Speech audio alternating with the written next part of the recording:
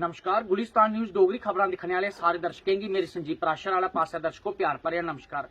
गल करचे कल SHO यानी कि थानेदारां दी जिहड़ियां ट्रांसफर होईयां रियासी जिले च 20 तरीक 10वां महीना 2022 गी जेहड़ा एह आर्डर निकलिया। एह्दे तैह्त जेहड़े थानेदार हे उंदियां ट्रांसफर होईयां। मैं दस्सी ओड़ां तुसेंगी इंस्पैक्टर सुनील कुमार शर्मा ये पुलिस स्टेशन रियासी है। इनेंगी पुलिस स्टेशन रियासी थमां DPL रियासी लाया गया।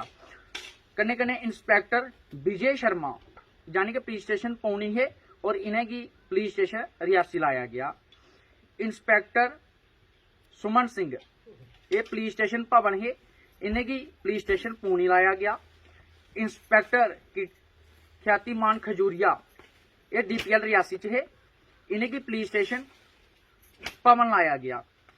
ये जो आर्डर है ये कल 20 तरीक 10वां महीना 2022 गी निकलिया और एह्दे तैह्त इंदियां जेहड़ियां ट्रांसफर होईयां। और कन्ने कन्ने गल करचै जियां पुलिस स्टेशन पौनी थमां विजय कुमार शर्मा हुंदी जेहड़ी ट्रांसफर होई है ओह्दे च लोकें भी ये गल गलाई है कि जियां कोई भी अफसर है और जिस वेल्ले ओह् ट्रांसफर हुंदा है ओह्दी जेहड़ी कार्य प्रणाली कनेही रेही पिच्छे उस चीज गी दिक्खेआ जंदा है। पर लोकें जेहड़ी उंदी सिफत गै कीती क्योंकि पुलिस स्टेशन पौनी थमां ट्रांसफर होए न और लोकें दा इयै आखना हा कि ये जेहड़े अफसर हे ये गरीबें दी मदद करते हे और बड़ा इंदा जेहड़ा भी कार्य प्रणाली रही है बड़ी शैल रही है और पुलिस स्टेशन रियासी गे न।